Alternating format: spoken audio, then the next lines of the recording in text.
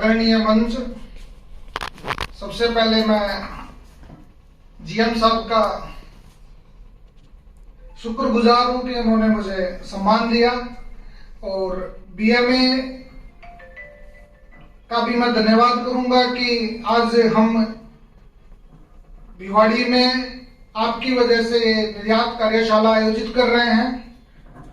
BMA के secretary Jasvir जी, और मैं सबसे ज्यादा धन्यवाद करूंगा कि इस कार्यशाला में जो निर्यात को बढ़ावा देने के लिए, विदेश व्यापार को बढ़ावा देने के लिए आए हुए हैं deputy director RL Meena ji और foreign trade officer Shri Gokul Meena ji, Kailash Meena ji, और साथ में बैंकर्स और उद्यमी।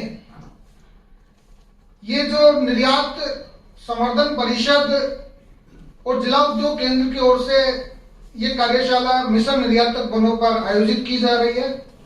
इस कार्यशाला के से पहले मैं कुछ एक्सपोर्ट्स के बारे में बताना चाहूंगा कि भारत सरकार और राजस्थान सरकार के अभूतपूर्व प्रयासों से हमारा देश एक्सपोर्ट्स में एक नई इबारत रख रहा है। आप सभी लोग जानते होंगे कि राजस्थान सरकार की ये पहल थी मिशन निर्यातक बनो, जिसकी सराहना हमारे देश के प्रधानमंत्री ने भी की थी और कहा था कि राजस्थान सरकार के प्रयासों से जो एक्सपोर्ट किसी समय में विदेश व्यापार का हिस्सा हुआ करता था, भारत सरकार का हिस्सा हुआ करता था, जो राजस्थान सरकार ने पहल करके इसका पहला चरण सफलतापूर्वक पूरा कर लिया। और मुझे राजस्थान के बारे में जहां तक थोड़ा सा पता है तो उसमें यह बताया कि हमने 2 चरण इस मिशन निर्यातक बनों में रखे थे, जिसमें पहला चरण था आईईसी कोड जारी करना।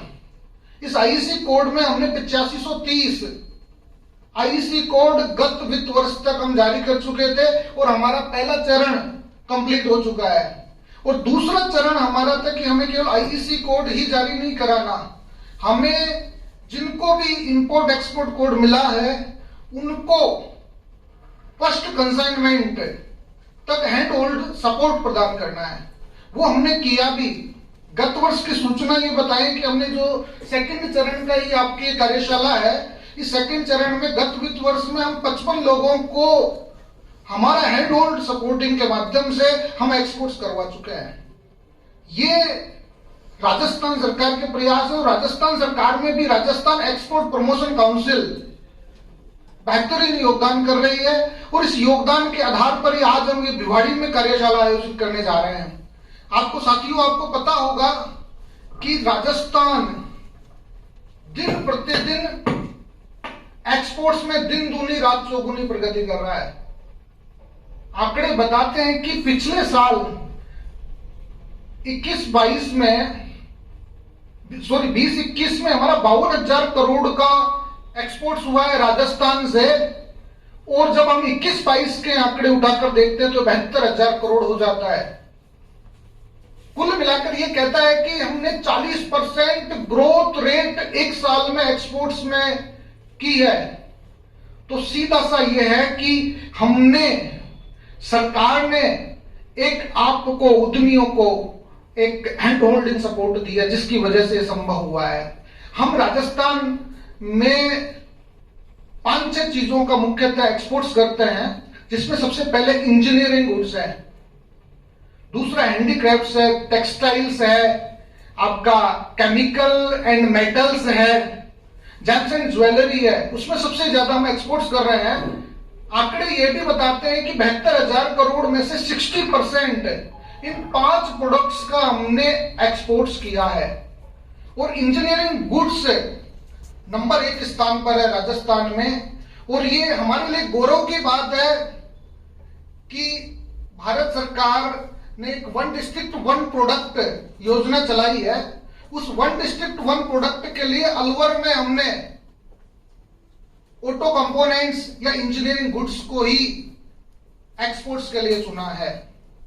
तो ये हमारे गौरव की बात है। भिवाड़ी और अलवर दोनों के दोनों डीआईसीज को आधार बनाएं या पूरे जिले को हम आधार बनाएं तो इंजीनियरिंग गुड्स में सबसे ज्यादा एक्सपोर्ट्स हम करते हैं। यदि अलवर का भी एक्सपोर्ट्स में नाम आए तो जहां तक मैं समझता हूं जयपुर और जोधपुर के बाद में तीसरा स्थान अलवर का एक्सपोर्ट्स में आता है।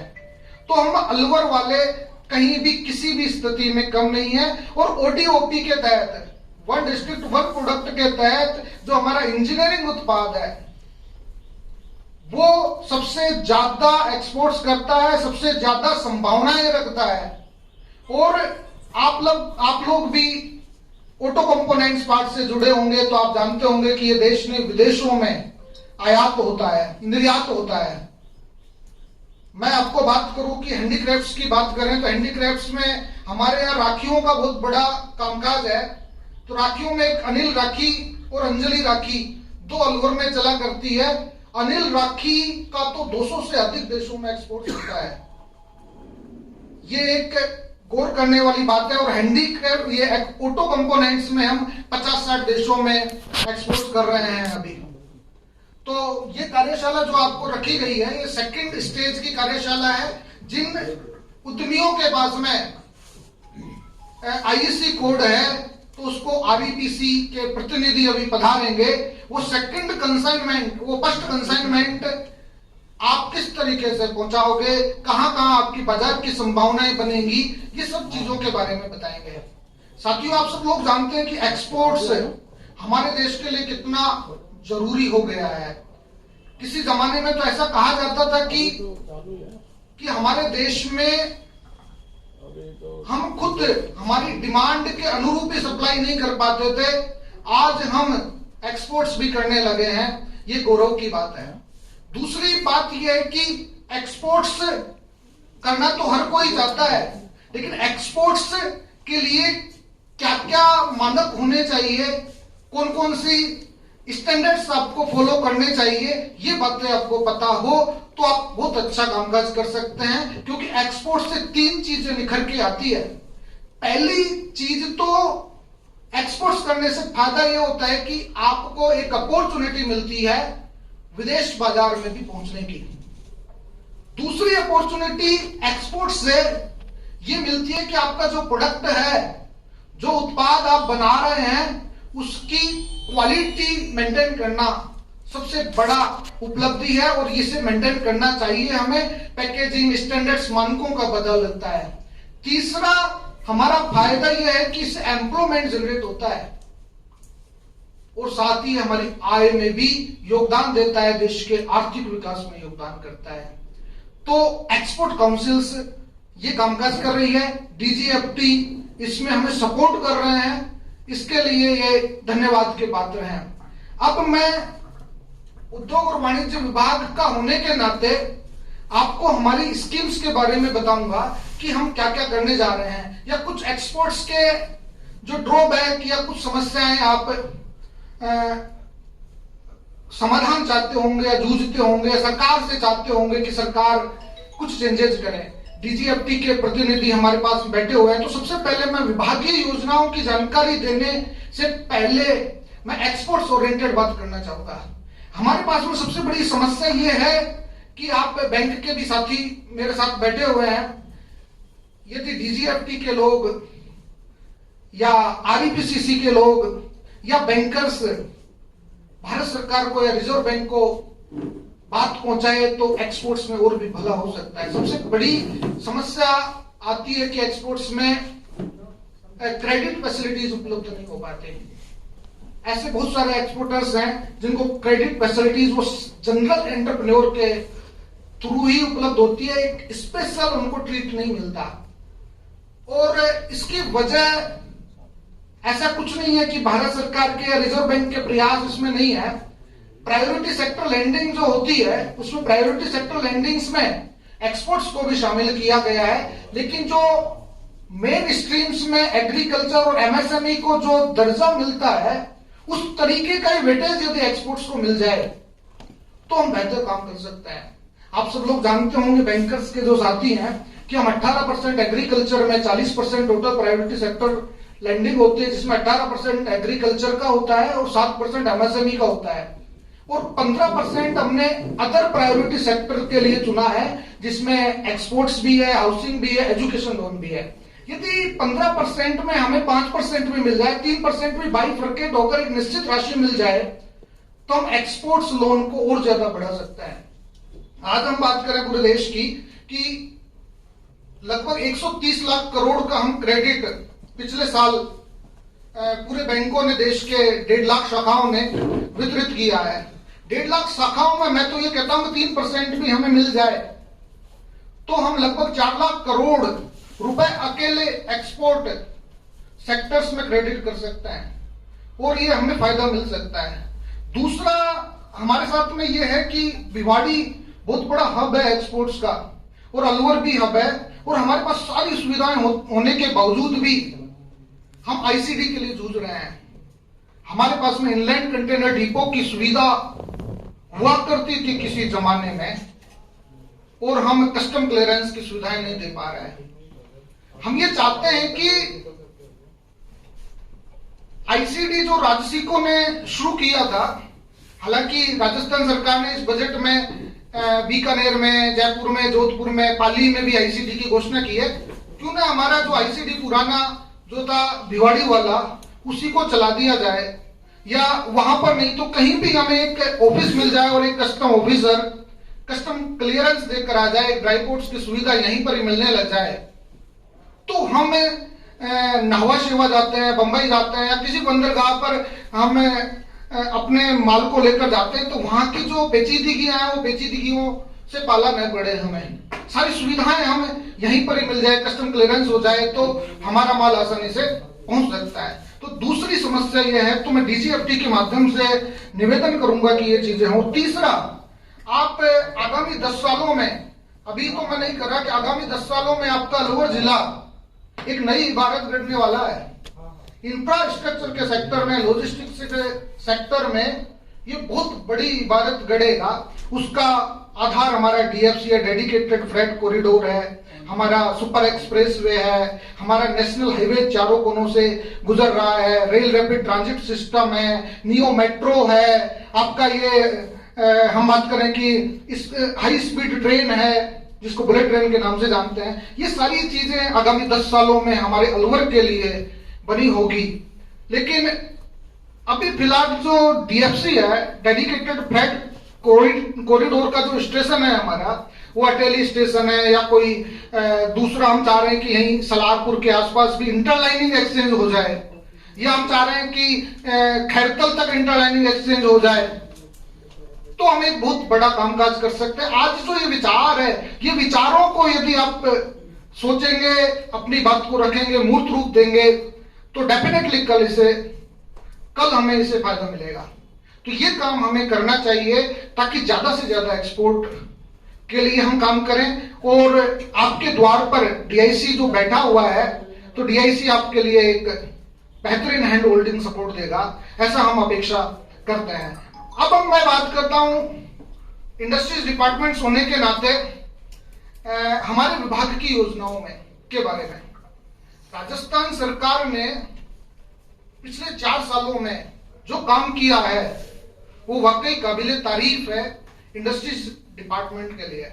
सबसे बड़ी बात तो यह है कि हमारे लिए कि राजस्थान सरकार ने 2 रिप्स से शुरू किया है, Rajasthan investment promotion scheme, RIPS 2019 और रिप्स 2022 ये शुरू की है। शुरू करने के बाद में एक निवेश का एक नया ही माहौल बना है। इसमें जो बेनिफिट्स आपको दिए जा रहे हैं वो बेनिफिट्स वाकई में शानदार है, और वास्तव में कोई उद्यमी काम करना चाहता है तो इन बेनिफिट्स का लाभ ले भी रहा है। 2019 के बाद में जो 2022 आई है इन्वेस्ट राजस्थान, जिसमें हमने 10 लाख करोड़ के एमओयूज और एलओआईज पे साइन किए थे, उसी दिन Rajasthan investment promotion scheme 2022 launch हुई। इस स्कीम्स में एक डायनामिक वे दिया गया, और जो लोग जैसा भी लाभ लेना चाहते हैं उस लाभ को अलग अलग डायमेंशंस में बांट दिया। मैं इसमें 8 सेक्टर्स, फोकस एरियाज 8 घोषित किए गए, जिसमें मैन्युफैक्चरिंग और सर्विस सेक्टर जो जनरल एंटरप्राइजेज के लिए आप सभी लोग जानते हैं उसमें आते हैं। तो इसमें आप देखते हैं कि इसमें एक तो आपका कैपिटल इंसेंटिव्स दिया जा रहा है, यदि आप उससे को लगता है कि ये मुझे कम मिल रहा है तो आप लाभ ले सकते हैं PLI का, प्रोडक्शन लिंक्ड इंसेंटिव्स का लाभ ले सकते हैं। यदि आपको लगता है इसमें मुझे बेनिफिट नहीं है और मैं GST का रिएम्बर्समेंट करा लूं, ये ज्यादा होता है, तो आप GST का रिएम्बर्स ले सकते हैं। इसमें 3 प्रकार की सब्सिडी का प्रावधान किया है, एसेट्स क्रिएशन सब्सिडी या प्रोडक्शन लिंक्ड इंसेंटिव्स या फिर आपके इन्वेस्टमेंट सब्सिडी। 3 प्रकार की सब्सिडीज का आप इसमें लाभ ले सकते हैं, 7 साल तक लाभ ले सकते हैं और बड़ा तार्किक ढंग से यह प्रस्तुत किया गया है। और यदि आप MSME सेक्टर्स में हैं, मुझे लगता है कि हमारे देश में MSME की बहुत बड़ी संभावनाएं हैं और MSME का विकास भी हो रहा है और अधिकांश जो यहाँ पर एंटरप्रेन्योर हैं वो MSME के ही हैं। रिप्स 2019 में स्पेशली MSME के लिए प्रावधान किया गया है। वहां पर तो एक बेनिफिट्स का प्रावधान है, लेकिन MSME की आवश्यकताओं को ध्यान में रखते हुए, MSME की जो भूमिका को ध्यान में रखते हुए राजस्थान सरकार ने MSME को सारे फायदे दिए हैं। इसमें एक बड़ा फायदा यह है कि MSME में इंटरेस्ट सब्सिडी का प्रावधान किया है। यदि कोई भी एंटरप्रेन्योर 1 करोड़ से 50 करोड़ तक का इन्वेस्टमेंट प्लांट एंड मशीनरी में करता है तो उसे इंटरेस्ट सब्सिडी का लाभ दिया जा रहा है। ये 1 करोड़ से 10 करोड़ तक, 5 करोड़ तक 5% है, 5 करोड़ से 10 करोड़ तक 4% है और 10 करोड़ से 50 करोड़ तक 3% इंटरेस्ट सब्सिडी का प्रावधान इसमें किया गया है। साथ ही वहां पर ऑप्शन दिया था कि या तो आप स्टेट GST में लाभ ले सकते हैं या फिर इंटरेस्ट सब्सिडी वो मतलब दूसरे कैपिटल इंसेंटिव्स ले सकते हैं, लेकिन यहाँ दोनों प्रावधान किए हैं। आपको स्टेट GST में भी लाभ 75% 7 साल तक दिया जाएगा। इसके अलावा जो जनरल एग्जेम्पशंस हैं, mandi fee, electricity duty, land conversion, stamp duty में जो 100% की सुविधाएं दी जा रही है, वो सारी सुविधाएं इसमें रखी गई है। तो रिप्स 2022 आपके लिए एक नया अवसर लेकर आया है, इसका हमें फायदा लेना चाहिए। दूसरी स्कीम्स की मैं बात करूं रिप्स के अलावा, रिप्स तो आपको इन्वेस्टमेंट प्रमोशन के लिए मदद करेगा। यदि आप कोई नया या एग्जिस्टिंग को और ज्यादा एक्सपांड करना चाहते हैं तो आपको लाभ देगा। लेकिन दूसरी स्कीम्स अभी स्पेशली SC और ST उद्यमियों के लिए आई है। ये राजस्थान सरकार की संवेदनशीलता को बताती है कि कमजोर वर्गों के प्रति राजस्थान सरकार कितनी संवेदनशील है। डॉक्टर भीमराव अंबेडकर दलित एवं आदिवासी उद्यम प्रोत्साहन योजना के नाम से ये स्कीम राजस्थान सरकार ने शुरू की है। जो भी SC और ST के एंटरप्रेन्योर नया काम करना चाहते हैं या अपने काम को आगे बढ़ाना चाहते हैं तो उन्हें एक साथ 3-3, 4-4 सब्सिडीज की व्यवस्था की है। कोम्बो प्लान दिया है राजस्थान सरकार ने। उसमें यह है कि आप किसी भी SC ST एम्प्लॉइज हो या किसी कंपनी में या किसी पार्टनरशिप फर्म में 51% से ज्यादा भागीदारी SC ST एम्प्लॉइज की है, SC ST शेयर होल्डर्स की है, तो उसे 10 करोड़ तक की ऋण सुविधा पर अलग अलग प्रकार से ब्याज अनुदान की सुविधा दी गई है। यदि कोई एंटरप्रेन्योर 25 लाख तक का लोन लेना चाहता है इस स्कीम में, उसको 9% ब्याज अनुदान, 25 लाख से 5 करोड़ तक का लाभ लेना चाहता है तो उसे 7% ब्याज अनुदान, और 5 करोड़ से 10 करोड़ के मध्य लाभ लेना चाहता है तो उसे 6% ब्याज अनुदान दिया गया है। साथ ही इसमें एक व्यवस्था और की है कि ऐसे उद्यमियों को अपनी जो प्रोजेक्ट है टोटल प्रोजेक्ट कॉस्ट का 25% या अधिकतम 25 लाख रुपए तक की मार्जिन मनी अनुदान का भी प्रावधान किया है। यदि कोई एंटरप्रेन्योर या कोई उद्यमी 1 करोड़ का लोन लेना चाहता है, 1 करोड़ का प्रोजेक्ट है, उसका वर्किंग कैपिटल भी उसी में ही है, उसका कंट्रीब्यूशन भी उसी में ही है और बैंक लोन भी उसी में ही है, तो 1 करोड़ में से 25 लाख की सब्सिडी हमारे द्वारा उसको दे दी जाएगी और साथ में 7% ब्याज अनुदान का लाभ भी उसको मिलेगा। यही नहीं, उनके लिए एक व्यवस्था की है जो सीजीटी एमएससी स्कीम से भारत सरकार की जो सिडबी के अधीन है, उस सिडबी के अधीन भी सीजीटी एमएससी में 2 करोड़ तक का जो कवर किया जाता है, उस कवर की जो सालाना फीस है वो भी राजस्थान सरकार उपलब्ध करा रही है। जो मैं ऐसा समझता हूं कि 0.75% से 3% तक सीजीटी एमएससी फीस सालाना वसूली जाती है, वो सीधा सिडबी के अकाउंट्स में राजस्थान सरकार उद्यमी का जब लोन सैंक्शन होगा तभी उसके खाते में डाल दी जाएगी, तो उसको सीजीटी एमएससी फीस देने की जरूरत नहीं है। चौथा काम इसमें यह किया है कि वो रिप्स के भी बेनिफिट लेना चाहता है तो रिप्स के जो बेनिफिट्स है उसमें स्पेशल इंसेंटिव्स दिया गया है।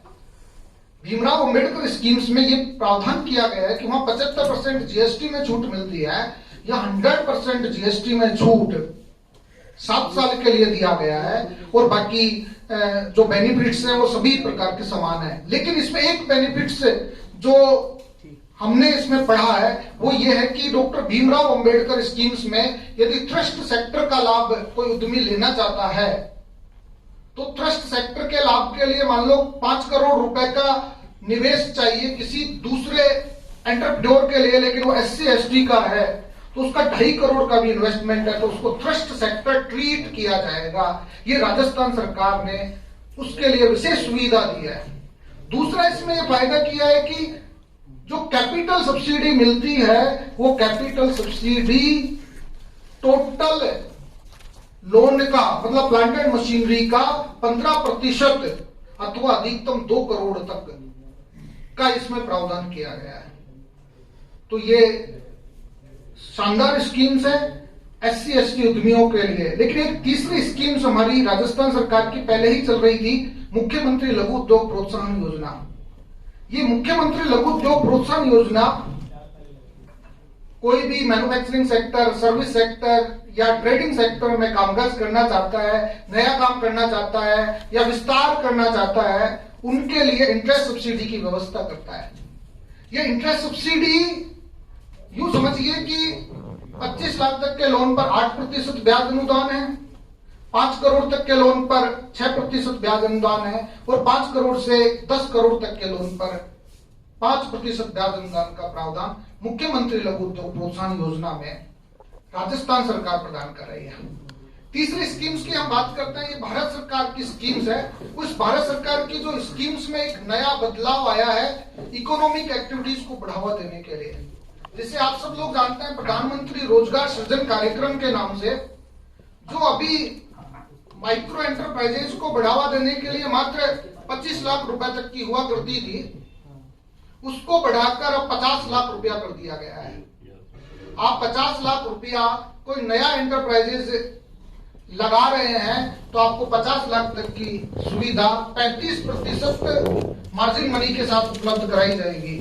15 से 35% है, लेकिन रूरल एरियाज में लगाते हैं तो इसको 35% ब्याज अनुदान तक दिया जा रहा है। यदि आपका प्रोजेक्ट 50 लाख से भी ज्यादा है तो भी कोई बात नहीं है, सब्सिडी का लाभ 50 लाख तक ही मिलेगा। इस स्कीम्स में ये फ्लेक्सिबिलिटी दी गई है। और यदि कोई उद्यमी जो PMEGP से लाभान्वित है और नया कामकाज करना और विस्तार करना चाहता है तो उसको 1 करोड़ तक की ऋण सुविधा मात्र 15% मार्जिन मनी के साथ प्रदान की जा रही है। एक्सपांशन करने के लिए भी ये प्रधानमंत्री रोजगार सृजन कार्यक्रम के अंतर्गत भारत सरकार के माध्यम से DICC के थ्रू बैंकों के द्वारा दिया जा रहा है। यही नहीं, एक राजस्थान सरकार ने एग्रो प्रोसेसिंग इंडस्ट्रीज को बढ़ावा देने के लिए, फूड प्रोसेसिंग को बढ़ावा देने के लिए 2019 में एक नीति जारी की थी जिसका नाम था Rajasthan agro processing, agro business and agree export promotion policy 2019। उस स्कीम्स में तो उद्यमियों के लिए इतने शानदार पैकेज रखे गए हैं, शायद ही किसी स्कीम्स में हो। राजस्थान सरकार राज्य में agro processing, food processing industries को बढ़ावा देने के लिए कटिबद्ध है। इसके लिए राजस्थान सरकार ने इस बजट में एक प्रावधान यह किया है कि यदि कोई एंटरप्रेन्योर एग्रो प्रोसेसिंग इंडस्ट्रीज लगाता है तो उसे टोटल प्लांट एंड मशीनरी का 50% कैपिटल सब्सिडी प्रदान कर रही है। 50% जो अभी 25% हुआ करता था, 1 अप्रैल से ये 50% या मैक्सिमम 1 करोड़ तक हो जाएगा। और यदि किसान के रूप में कोई लाभ लेना चाहता है तो ये 75% हो जाता है। तो हम किसान तो नहीं है, लेकिन एंटरप्रेन्योर के रूप में आना चाहते हैं तो 50% सब्सिडी प्लांट एंड मशीनरी में राजस्थान सरकार दे रही है, कैपिटल सब्सिडी के रूप में एग्रो प्रोसेसिंग पॉलिसी में, और अधिकतम ये 1 करोड़ रुपए तक की हो सकती है।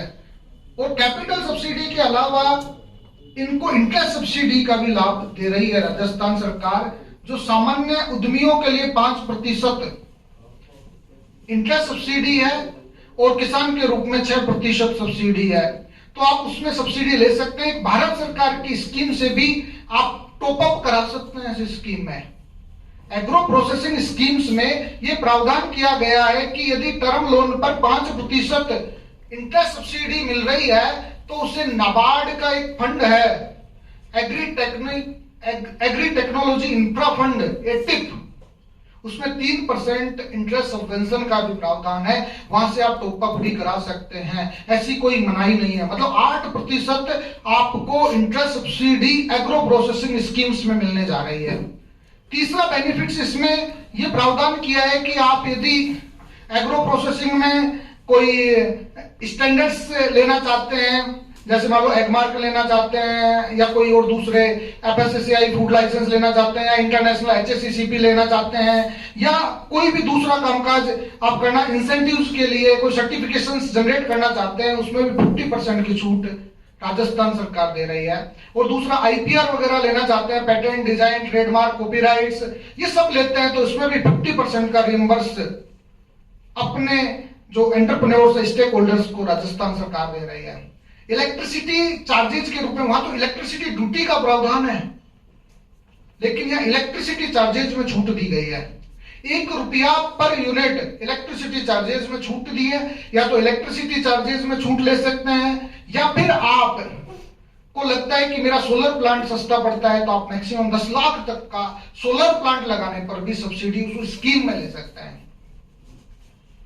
ये राजस्थान सरकार के प्रयास है। और कोई नया एंटरप्रेन्योर जिसने अभी हाल ही में इंडस्ट्रीज लगाई है तो उसको राजस्थान सरकार का डिस्कॉम 0.85 पैसे और रुपया पर यूनिट सबवेंशन भी प्रदान कर रहा है। ये डिस्कॉम की स्कीम्स आई है जो नए एंटरप्रेन्योर्स को बढ़ावा देने के लिए राजस्थान सरकार के इस उपक्रम ने शुरू किया है।